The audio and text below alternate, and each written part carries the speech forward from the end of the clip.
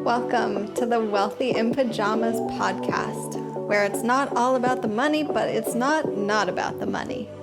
I'm your host, Sonya, the wealth expansion coach, here to help creatives find their real version of wealth, build profitable businesses, and be happy, healthy humans.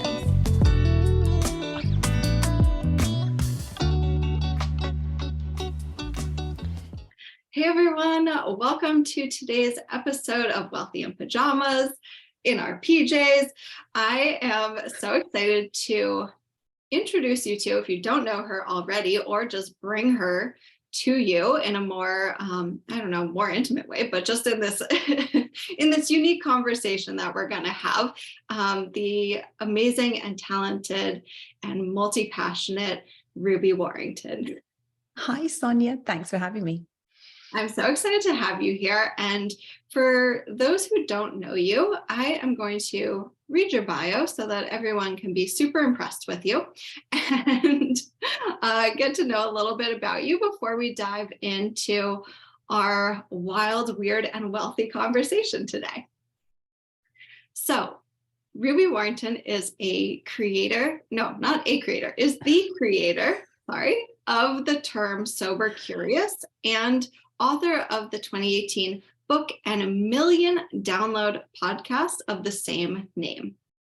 Her work has spearheaded a global movement to reevaluate our relationship to alcohol, and she's also produced other works including Material Girl, Mystical World, The Numinous Astro Deck, and The Sober Curious Reset, which came out in 2020.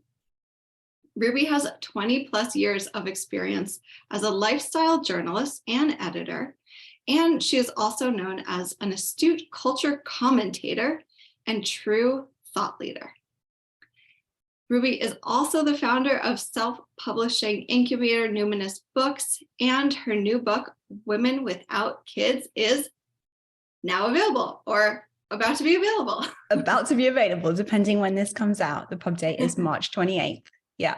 Perfect. So yes, it should be available by the time this gets out to the world. So I highly recommend everyone go check out Ruby's books, whether it's Sober Curious or Women Without Kids or Material Girl, Mystical World. I feel like for my audience, there's definitely going to be something there, probably multiple things there that you all will really appreciate. So thank you, Ruby, so much for being here.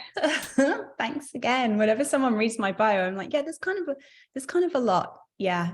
It's been a busy few decades, but that's kind of who I am.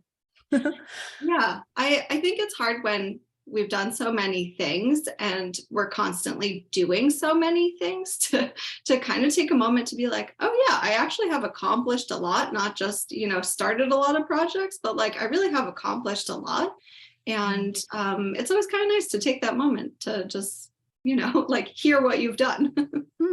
And it seems, it's interesting, like the subject matter of my 3 books. Let's just think about my career as an author, Material Girl, Mystical World, which is very much about kind of incorporating mystical lifestyle practices into our modern kind of city lives.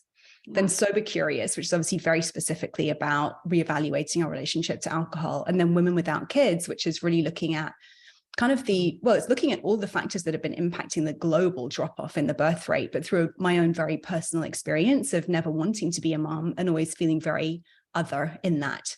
And I think you could look at those and think, wow, they're such disparate subjects, right? But for me, there's such a clear through line of how one of those projects led to the next. They're all very linked to me. And I guess that's because they've all come from a very, very personal place. I was speaking to one of my clients, because the thing that my bio doesn't mention is that I work at, it mentions that I'm an editor and that I have this self-publishing incubator. But the majority of my work these days is working as what I call a book doula and helping people kind of concept and birth their books into the world. I was speaking to one of my clients earlier, just about, how so much of my work, and particularly with my books, it's come from this deeply personal place of an experience that I have had where I feel like I've come out of that with something that I really want to share. And then it also just happens to land at a moment when this seems to be a burgeoning conversation in the collective, you know, and that's happened with Sober Curious. It was certainly, I mean, when I was talking about my love of astrology and mysticism, and back in like 2012, it was so uncool. It was just starting to become cool. Now, every brand has astrology themed this and that, and there are tons of books and oracle decks and all sorts, right? And the same with Sober Curious. Like, I had spent a decade reevaluating my relationship with alcohol and really had lots to say on the subject. And as I brought the book out, there was this whole kind of new sobriety movement that was kind of burgeoning. And with Women Without Kids, when I pitched this book 2.5 years ago, it was, again, from a very personal place of just really always having felt so strange, so other, like there must be something wrong with me for not wanting to be a mom. And that conversation too, over the past 2.5 years, has really kind of blossomed and bloomed to the point where there's now what people are even calling a child-free movement happening. And it's been so uncalculated on my part, but I think that and I guess this, you know, to get into the conversation about like career and what motivates me and all of those things. And I just, it's always just come from this very personal place. And I think that I feel like for creatives, like for true creatives, the more you can stay tapped into what do I need to create? What do I need to create? And turn down the noise of what does the world need? What's missing out there in the world, you know? The more, the more passion we'll be able to pour into our projects, then hopefully they'll be received in that way too. Sorry, that was a bit of a monologue. You haven't even asked me a question yet. It was so good though. But no, I think that was a great like launching off point, because I think part of being an entrepreneur is taking risks, and part of being a creative, like you said, is really tuning into like, where am I called to explore within myself? What am I called to create? And being brave enough to just do it, and to see like, oh, actually, I am tapped into the collective. I am working in divine timing, even if it's like years later that your thing, your project ends up being like right on time. Mm-hmm, mm-hmm. And I've had that experience too, where I'm working on something or I'm thinking about something, and all of a sudden you start to see those little breadcrumbs of evidence of like, oh yeah, people are talking about this, or people are interested in this, or there's something here that's kind of bubbling up. And sometimes you just can't predict it, right? Like you couldn't have planned the timing better if you tried, right? But somehow It all worked out like in the exact moment it should. Exactly. And when I first started getting into, so my background's magazine journalism, and I always worked on like weekly magazines. So I had like daily or weekly deadlines, and it would be write a piece, pitch a piece, write a piece, publish a piece, forget about it, on to the next thing. Very swift turnover of ideas. And I remember when I first got my first book deal, they were like, yeah, this will be hitting the shelves in 2 years' time. I kind of almost had a meltdown because I was like, what? It needs to be out now. Yeah. Well, but of course, 2 years' time was like just the right time, if not even still a little bit too early, you know? And that was one thing I appreciated, because I had the chance to work with you on my book proposal, and you were like, okay, here's where it could possibly, you know, happen down the line, but it really is such a process. And I think, again, just going back to like, what is it that we're really intuitively called to do? And then what can we really commit to? You know, in terms of like, what's our mission here? What's our message here? Because I think for any kind of business venture, like it is a marathon. It's something that's a long-term thing, no matter what. So it's like, can we be patient? Can we be patient? The word grit has come up multiple times this week. I don't know if you get that, where certain words or concepts will just kind of like seem to be everywhere. Like grit has really been coming up, just like what it means to be gritty and kind of like really get your tread down and like keep walking up that mountain. Because yeah, a book is that, but launching a business is that. Like any kind of creative endeavor, for it to really have legs and to have an impact in the world, is going to require some serious grit to make it happen. And that's why, again, I always advise people, if they're considering, if this is a creative project they want to commit to, is it coming from a place of genuine passion? Is this something you have to do? Like, you're just not going to be able to sleep or live with yourself if you don't put it out into the world? Or are you doing it because you think it fills a gap in the market, or because it kind of like responds to X, you know, equation that you put on your kind of like marketing brief or whatever? And I just, for me, there's got to be that passion, because the passion is the only thing that will sustain me and fuel me for that like marathon, like you said. Yeah. Someone asked that question on Facebook the other day of like, what do you think allows certain business owners to stick around, and what, you know, causes other people to kind of like fizzle out? And I think it really is that passion, but also like that just calling to a bigger mission, something that's bigger than you, and that does like get you out of bed. And even when times are like really shitty and you're like, I hate everything, you're like, there's still something that's fueling me to like keep going, keep trying, you know, keep navigating, you know, whatever the bigger mission is. And interesting, I've found that it's something I have difficulty with is kind of letting go when my passion for that thing has waned, because there has come a point with all of my projects where I've just I'm kind of over that now. And yet, because it's done well, and because it has an audience, and because people want to talk to me about it, and because it still has a life in the world, I find it really hard to say, no, I'm going to stop putting energy into that and put all my energy into the thing that's kind of on for me right now. So that's something I'm still learning how to do, you know? Yeah. Well, that's a journey. It is. Because then it is like, you know, how much responsibility do we have to continue to be the steward of our ideas, even when we've moved on to something else, you know? And I think that part of your role as you know, you've kind of been given this thought leader title, right, is to be on the cutting edge, be the person who's stepping out and saying, okay, we did that, now we're on to this next thing, or you know, I'm into this next phase. And it's kind of like, you have to be the person that goes first. And it's okay if people are still on the other thing, still catching up. Oh, absolutely. I'm talking about like the Sober Curious, for example. I've had so many people approach me over the past 4 years. Have you thought about turning this into a business? Could you do this kind of a product line? Could it be an app? And it's exciting, right? Oh, it could be. Yeah, of course it could. Maybe it should. You created the term. You should do this. You should have a shop. And I'm kind of like, I have zero interest in doing any of those things. So I want to write books, and I'm really interested in talking about women without kids now. Sorry. Yeah. And it's hard to say no to all of those kind of potential those possibilities, you know? Yeah. So yeah. And then I'll say to people, well, maybe you would want to do that for me. And then they kind of drop off. It's either I'm either part of that package, or it's probably not going to happen. So I think it's just a question of, yeah, some things are just not meant to be, you know?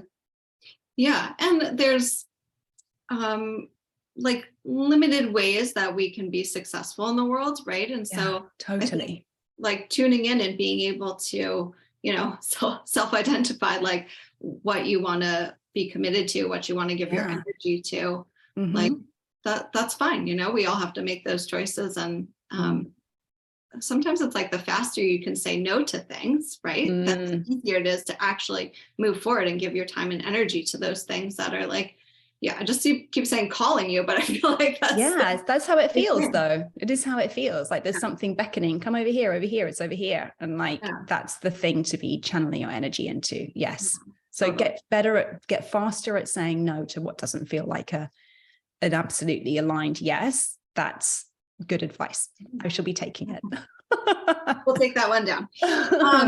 Okay, so let me ask you the first question. So as you know, over here, when we talk about wealth, we tap into the original definition, which is around the condition of well-being. But I'm asking all my guests, what does wealth mean to you? I was thinking about this before I came on, and I wish I had like some kind of really cool, inspiring answer for you. I guess wealth feels like a full life, a life where nothing is wanting.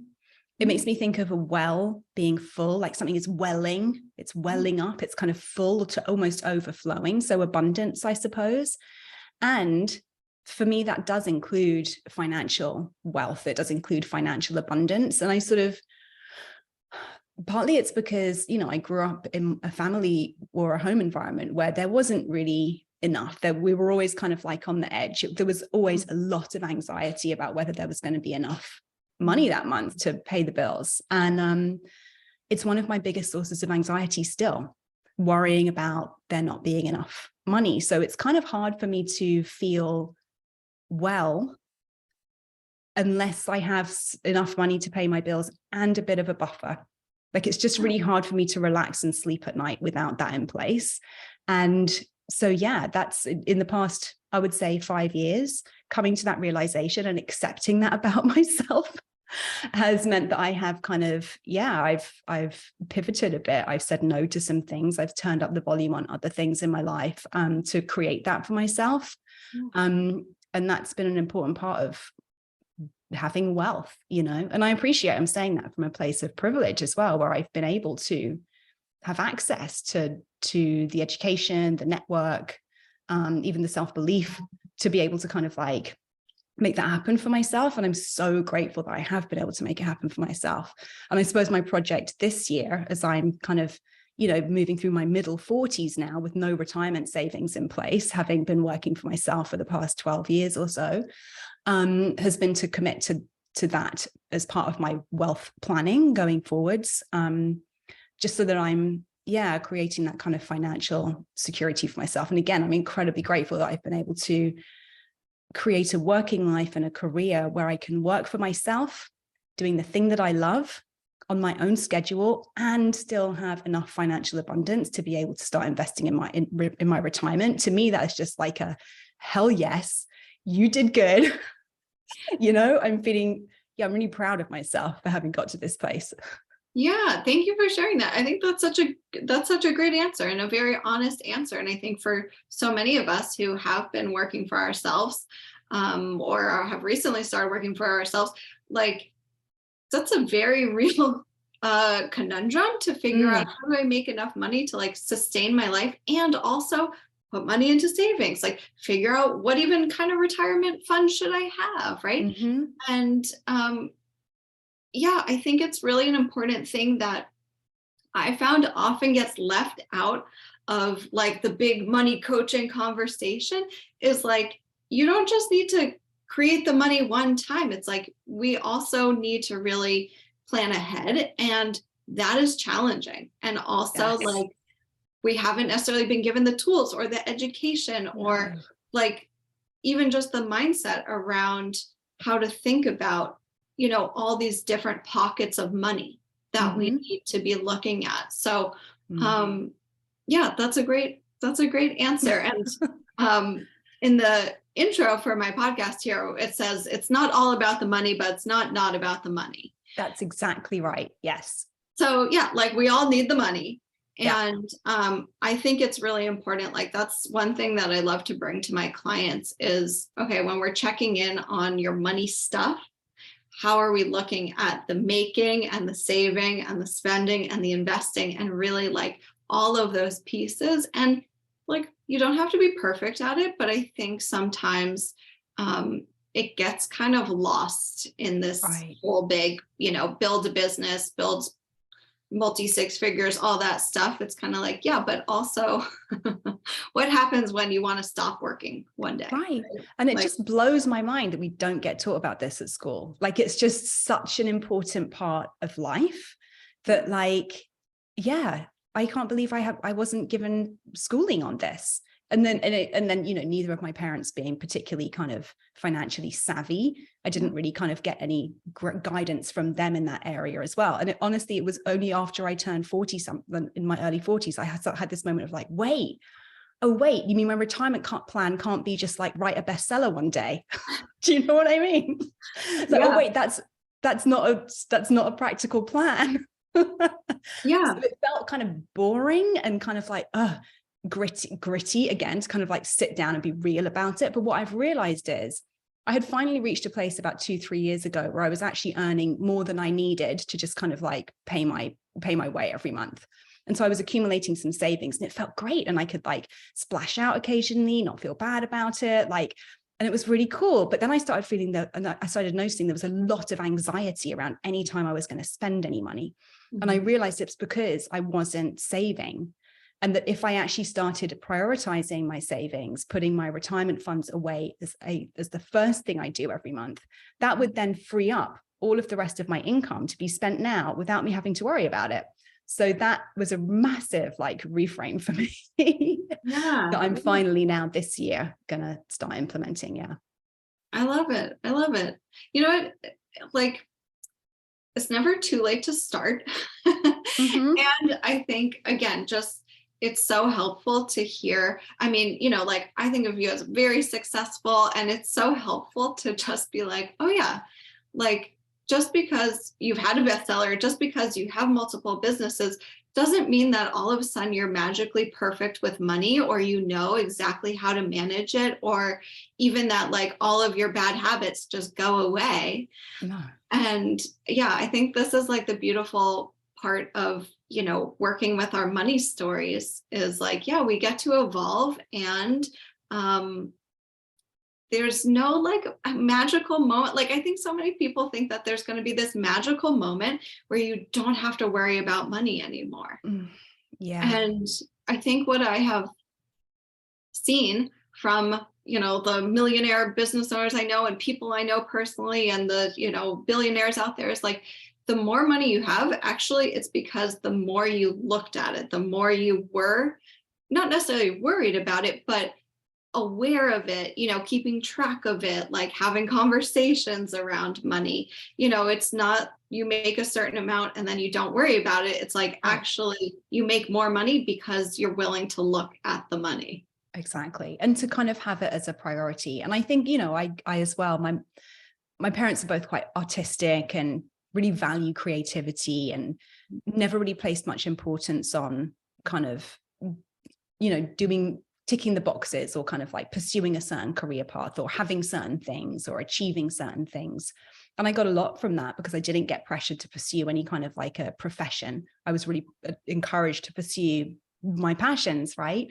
But at the same time, the kind of unspoken message, although sometimes it was blatantly spelled out and spoken about in these terms, was that people who prioritize money were shallow, selfish, stupid, didn't have any good ideas, was kind of, you know, and just unpacking all of my kind of internalized beliefs around that was really helpful.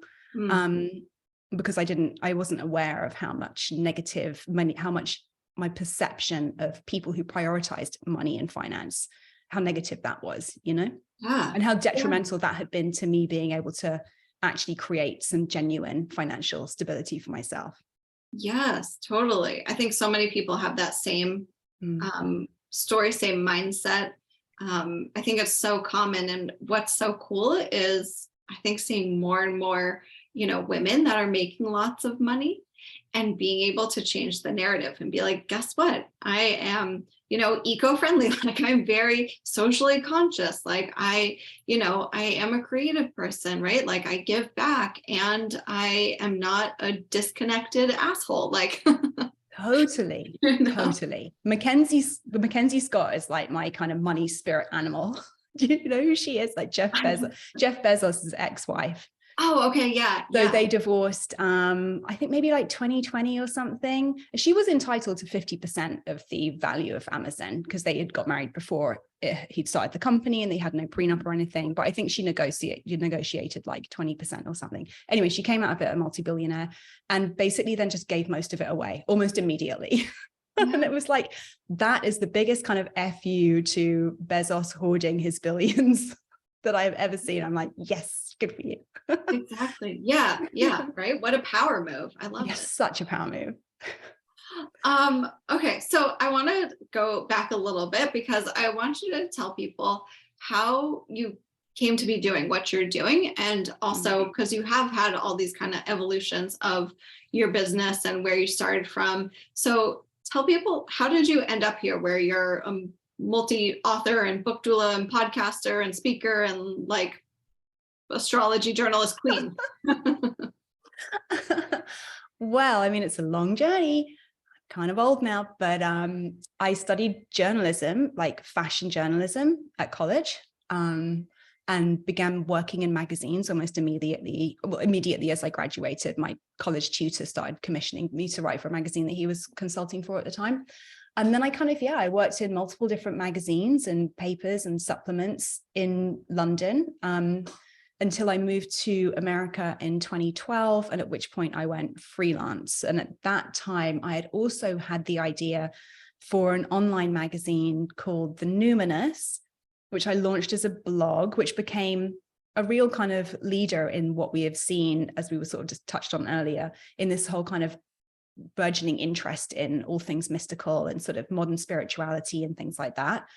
And so kind of built that while still working as a very busy kind of freelance journalist. So like journalism is really my grounding, but I didn't really write much about fashion, even though that was kind of officially what I studied. I always wrote more about sort of social trends, and just general lifestyle pieces.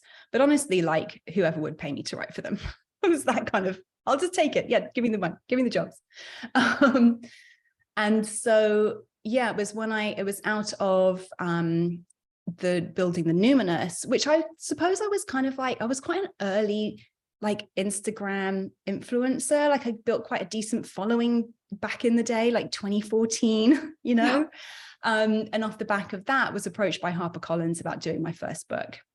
And so that was how my author career started. And that was quite a new thing, I think, with the advent of social media and people kind of growing their own platforms on social media. For the first time now, publishers were actually going after people who already had these platforms to write books. And that's become incredibly common now, to the point, as we know, you almost have to have the platform before you can even pitch to a publisher now.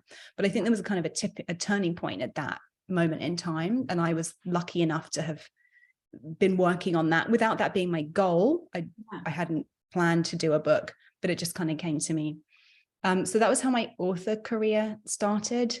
And I guess in terms of doing the book doula work, which is the majority of what I do now, I got to a point like Sober Curious came out, and that came off the back of I had started hosting Sober Curious events in New York. Because again, like I said, I was reevaluating my relationship with alcohol. I realized that having that conversation in public and actually kind of bringing it out of hiding and talking about what it meant to be sober curious, or could we be sober curious? Did we have to be sober? Could we have a bit more of a kind of a less binary kind of approach to quitting drinking or thinking about drinking? And so it was, but because I'd already had one deal by that point, I had a book agent, and this Sober Curious thing was suddenly getting written about on Mind Body Green and all these wellness websites. And I was like, should I pitch a book on this? And she was like, yes, you probably should. I was like, okay. So then Sober Curious came out, and it was hugely, I mean, I'll say there are many measures for success of a book. It hasn't been a huge bestseller. It didn't hit the New York Times list or anything like that. It's sold good, but not like not enough to retire on. Let's put it like that. Nowhere near. But I launched a podcast off the back of it and got invited to do speaking gigs and lead retreats and things. So that was all really great. But it did incredibly well from a media point of view. It was one of those books that just, I think the title Sober Curious was so catchy, and just immediately lots of people wanted to write about it. So it came out at the end of 2018, and I didn't really stop doing press on it for a year. Like it was full on, like all the time, interview requests, podcast interviews, et cetera, et cetera. Like I said, launched my own podcast. In the meantime, still trying to run The Numinous, which was kind of this this kind of like quite busy online magazine with daily content, weekly newsletter, but with zero revenue streams attached to it. Oh, okay. So it was at this point where I was kind of running The Numinous. And, it was actually costing me money because I was hiring an assistant editor at that point, but it had no revenue streams attached. I was doing all of this press for Sober Curious, which I'm not getting paid for any of that. When you do a book, you get an advance up front, which is like 2 years before the book comes out. And the theory is that it pays for you to take time out to write the book. It's very rarely enough for you to fully stop working to write the book.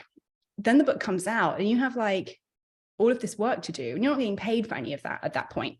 So I kind of had these two unpaid, quite full-time, full-on things happening. Yeah. And I massively burnt out. And I just realized that something had to give. This was not sustainable. I was about to invest the last of my savings into launching a digital astrology school, because everyone was saying you should do a digital course, like, no. But I'd kind of like tested it a bit with my Numinous newsletter of 20,000 by doing like a subscription on the newsletter of 20,000 people on my newsletter, which had a 45% open rate. 9 people signed up. Wow. This to me was a red flag that launching a digital course and putting my life savings into it, life savings, I don't know, $7,000 or $8,000 was probably not a good idea. So I put the brakes on that and put the brakes on the Numinous indefinitely. I was like, something's got to give here, because this was the point where I was really sleepless nights. There was no money coming in. I'm living in New York City, probably one of the most expensive cities in the world. Have this externally big success happening, and behind the scenes I'm just, this is completely unsustainable. What am I going to do? And what I did was, okay, what am I really good at? How can I turn that into a service that people actually want to pay for? What I realized I'm really good at is editing. I had by now 20 years experience working as a magazine editor. I'd written 2 books with a very good editor who taught me so much about how to write a book. Maybe I could help people write their book proposals, because I was getting more experience in that area. Maybe I could help people edit their manuscripts. And I think even as I first started thinking this, someone reached out to me, a follower on Instagram, about, could I help her with this? And it seemed like okay, yes, I could. And that job went really well. And it just kind of, jobs just started coming in. It was so strange. I almost didn't even have to tell anyone I was doing it. These people just started finding me. Like almost as soon as I kind of oriented myself to, oh, I could offer this, because that would be a way of using all the things I've learned over the past 20 years. Yeah. I could offer this. Almost like as soon as I oriented myself in that direction, it just started to come to me. I still have never done, beyond sending out still a monthly newsletter where I kind of talk about what I'm up to, I still have never done any promo for that work. I counted up recently, I've worked on 30 book projects in the past 3 years. Wow. And it has become this incredibly, sustainable, enjoyable, financially abundant career that I didn't even know it existed. I didn't even know that people did this. Yeah. And I just, I don't know, I'm so incredibly grateful to have found this, to have trusted myself, to say no to the things that weren't working, to have been able to reckon with myself and be like, okay, what are you actually really good at, you know? And yeah, for the first year or so I was doing it, it was such a relief to do something that was very behind the scenes, that didn't involve any kind of like promo or self-promotion on my part. You know, I could just be behind the scenes. I could be the supporting role, helping my clients get deals, write great proposals. Like it just felt very gratifying on every level. And so, yeah, it continues to be the majority of what I do. I will always write books, but being a full-time author is the preserve of a very, very small cohort of authors who are actually able to command the kinds of advances that can support you full-time. It's just not the reality for most authors, you know, that's just the nature of the beast. So yeah, was that long? I don't know. It's kind of how I got to where I am today. I don't know. I just went to like a portal there listening to you. Yeah, thank you for sharing all that, because I think I just love hearing people's like timelines and, you know, evolutions of their careers, because it's just never linear. And even when, you know, looking back now, you might say, well, like, oh, I got the book because I did the Numinous, and then I got, you know, and then I wrote the other book. But I'm sure in the moment too, like you didn't have 2020 vision yet, right? You know what I mean? Like you were just trying to navigate moving forward, listening to your intuition, you know, going where you were called. And yeah, I think it's just like very affirming for people to hear and be like, oh, okay, I just have to like keep taking the next step that feels right for me. And sometimes it turns out better than you expected. And sometimes it just leads you to your next piece, right? Yeah, exactly. Yeah. And so the women without kids, that idea came in I wasn't looking for, I had been kind of working up an idea. The working title was Enough, exclamation point. I kind of had this idea around like success addiction and kind of workaholism, because one thing I identified about myself when I removed alcohol from my life was that work would just seep into and fill up the whole of my life. Like alcohol had been my kind of stop, my off button that's for interesting. work.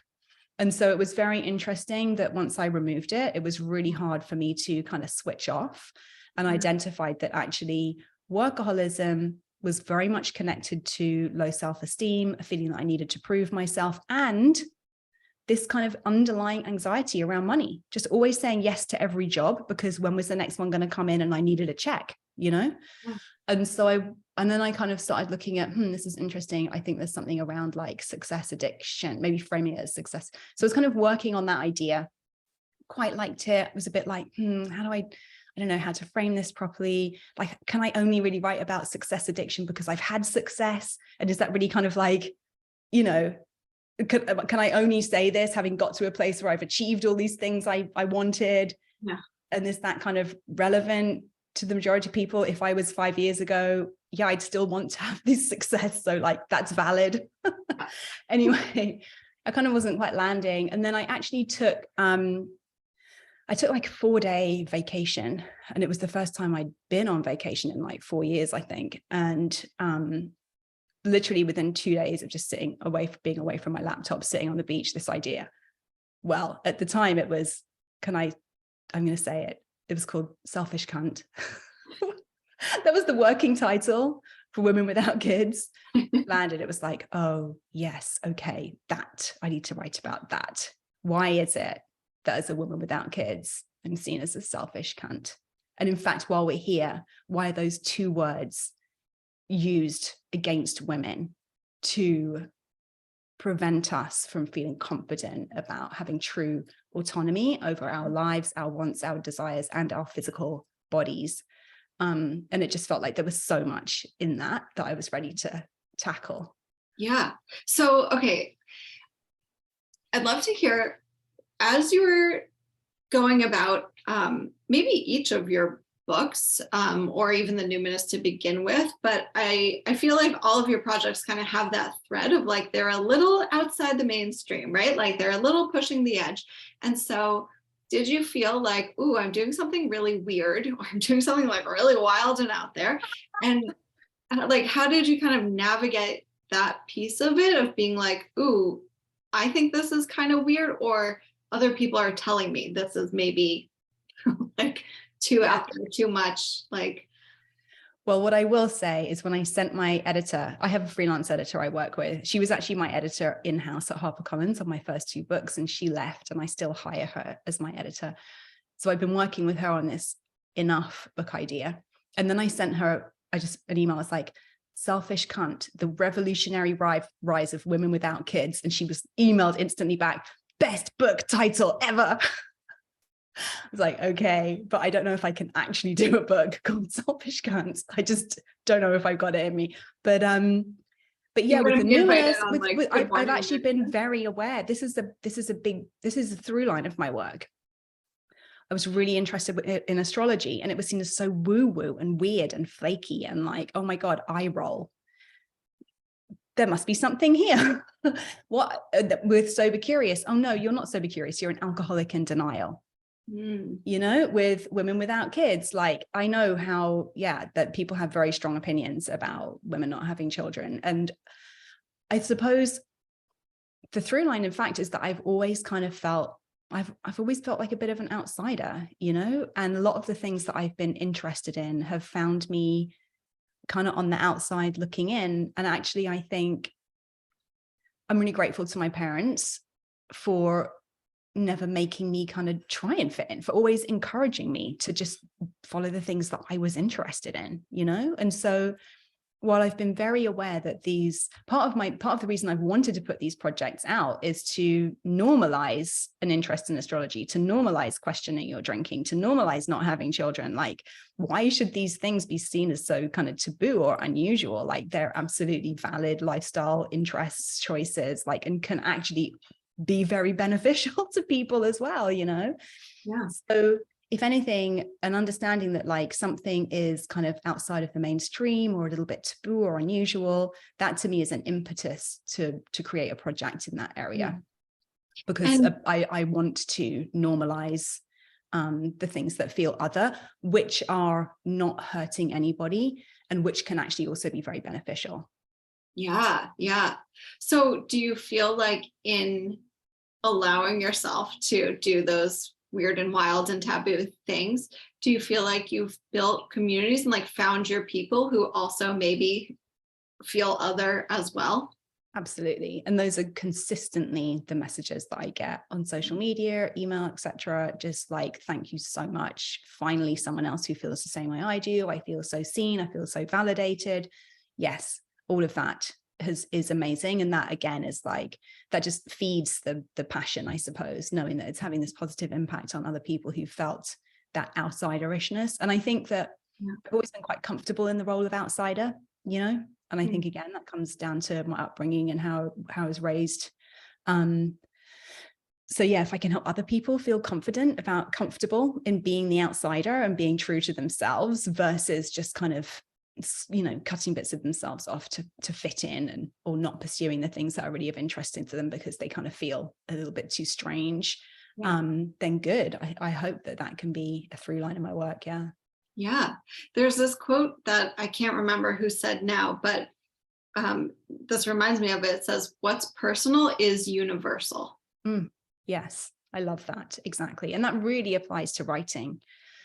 You know, when we share our personal stories, the more details we can share, it's almost like as human beings, we love to compare. It's natural to kind of compare our experience to other people's experience. So even if you're reading my very personal story, you'll naturally be comparing what's happening to me to your own experiences in that kind of area.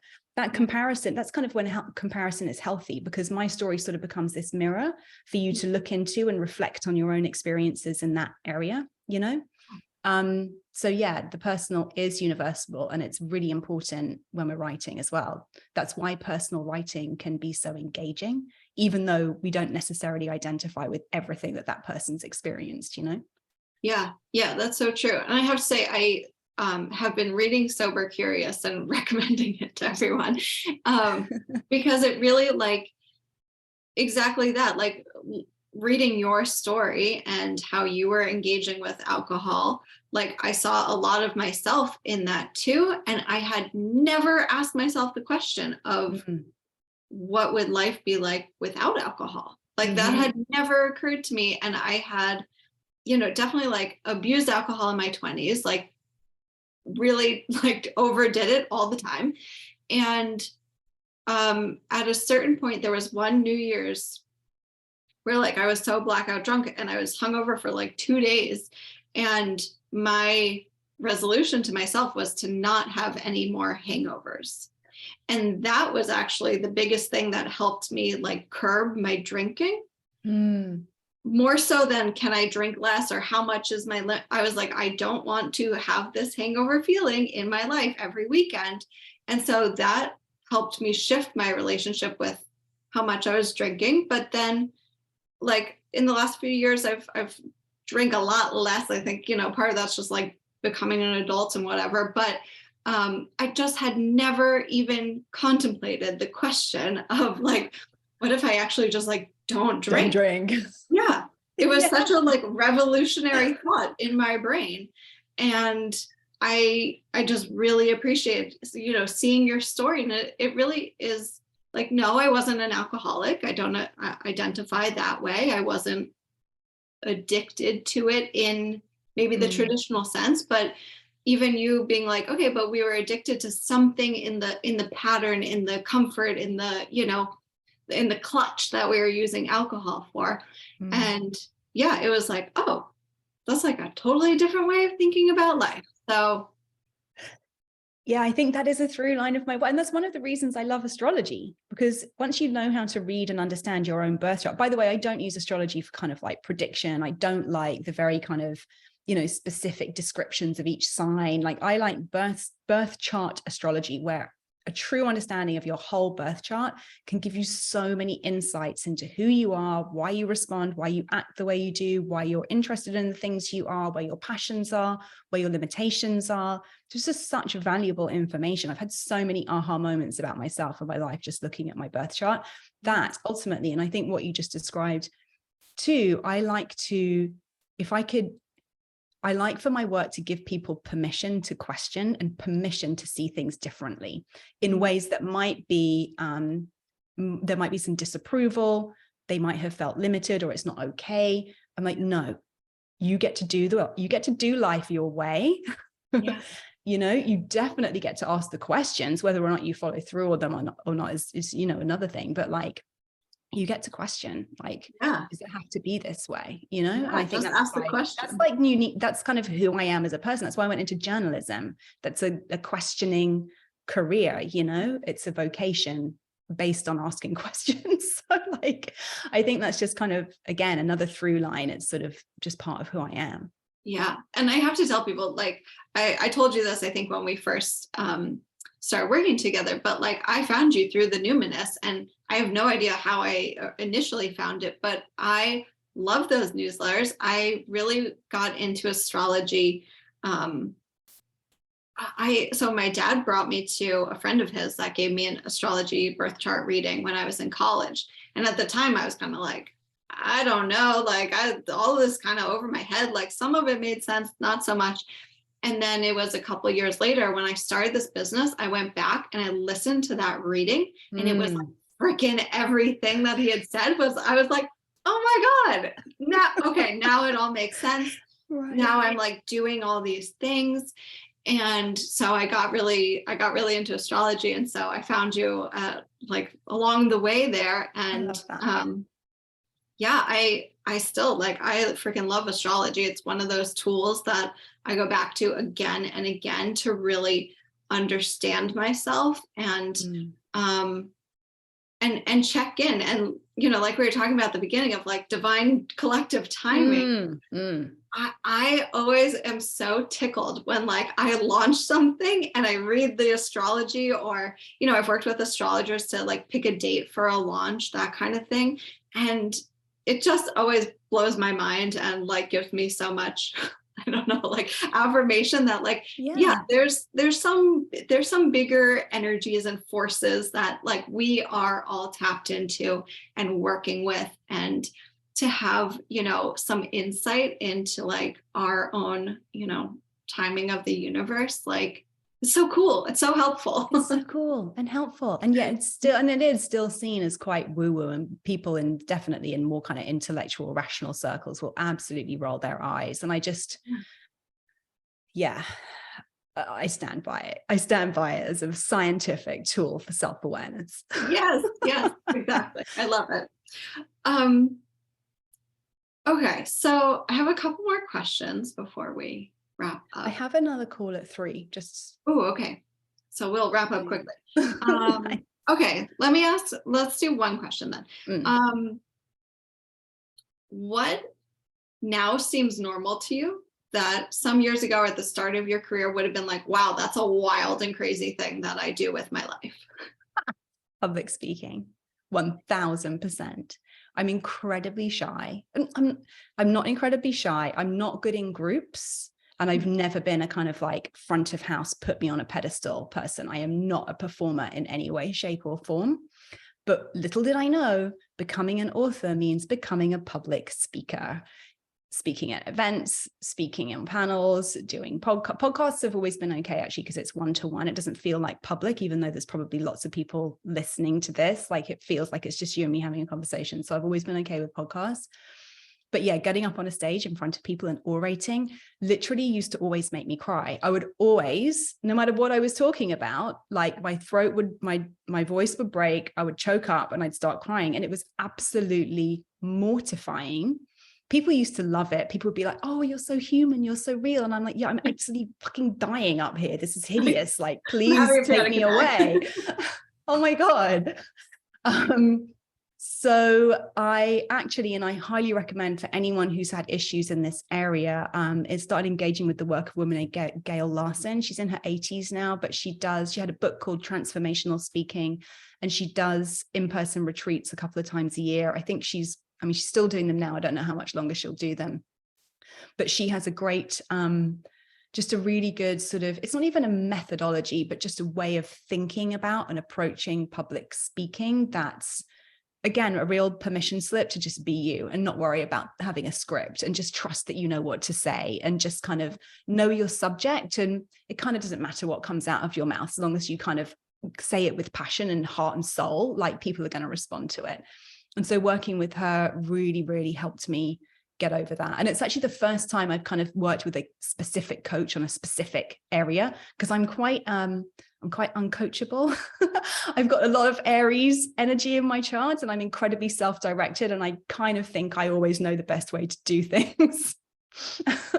But with this, I relate. Okay. So with this one area, I was like, no, I really need someone to I really need some help with this. And I'm so glad that I invested in that, because now I still get nervous before an event, like some stage fright, but once I'm up on stage, I'm confident, and I actually quite enjoy it. And I never thought that I would get to that place.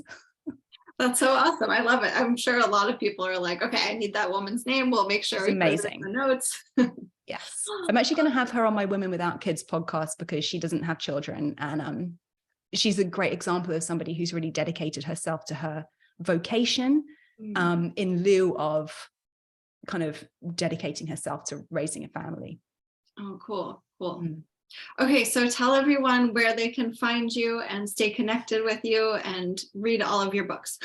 So, Instagram, I have kind of a love-hate relationship with Instagram. I enjoy being on Instagram when I actually have something to promote. For me, it's a marketing tool. So it makes sense that when I'm actually marketing something, it feels good to be there. So I'm enjoying being on Instagram, talking about Women Without Kids at the moment. It's just at Ruby Warrington.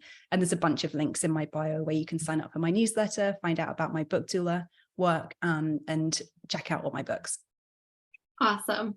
Ruby, thank you so much for sharing all your wild, weird, and wealthy stories with us. Always such a pleasure, and I really appreciate you being here. Thanks again for having me. It's really nice to see you. Yeah, you as well.